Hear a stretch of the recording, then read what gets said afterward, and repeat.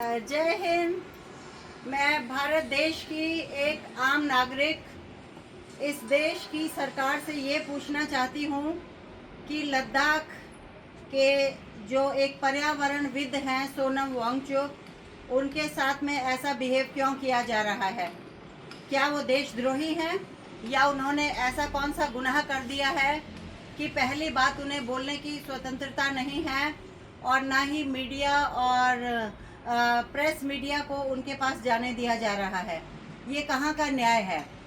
बहुत शर्म की बात है इस देश के लिए कि एक पर्यावरणविद जो कि भारत के उस क्षेत्र से आता है जहाँ से हिमालय शुरू होता है और चाइना बॉर्डर पे ये लोग लद्दाख के लोग रहते हैं और 150 लोगों का काफिला इस देश के सोए हुए लोगों को जगाने के लिए लद्दाख से चलकर दिल्ली आया था, जो कि हिमालय बचाओ, पर्यावरण बचाओ और अपने 6th शेड्यूल के लिए देश के जो मंत्री हैं या देश के जो बड़े ओहदे पर रहने वाले लोग हैं जो इनको लद्दाख में वादा करके आए थे, उनको याद दिलाने के लिए दिल्ली पहुंचे हैं कि आपने 5 साल पहले लद्दाख में कुछ वादा किया था लद्दाख के लोगों के लिए, लेकिन आपने उनकी बात तो सुनी नहीं। आप जब वो दिल्ली आ गए हैं तो उन्हें अपनी बात रखने का मौका नहीं दिया जा रहा है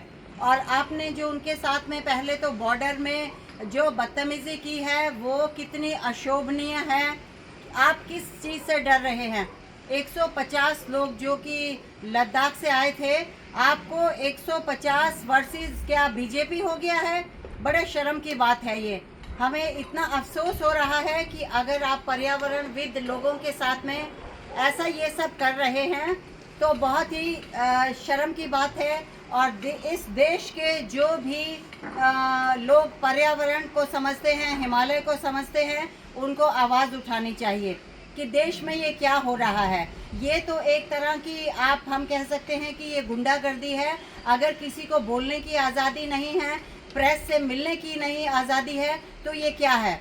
बहुत ही शर्म की बात है। बहुत ही अशोभनीय तरीके से आप इस देश में ये गुंडागर्दी कर रहे हैं, जो कि आम नागरिक इस बात का बिल्कुल आपका समर्थन नहीं करता है। और हम लोग जिन्होंने आपको सरकार पे बिठाया है, हम लोग जानते हैं कि सरकार गिराना भी हम जानते हैं। हमारी एक एक वोट यहाँ पर बहुत कीमती है और आप लोगों को पता होना चाहिए कि देश का हर नागरिक कितना सम्माननीय है और आपने उनको क्या इज्जत दे रखी है। विदेशों में उनको इतने बड़े बड़े इनाम दिए गए हैं और आप अपने देश के लोगों के साथ इस तरह का व्यवहार करते हैं।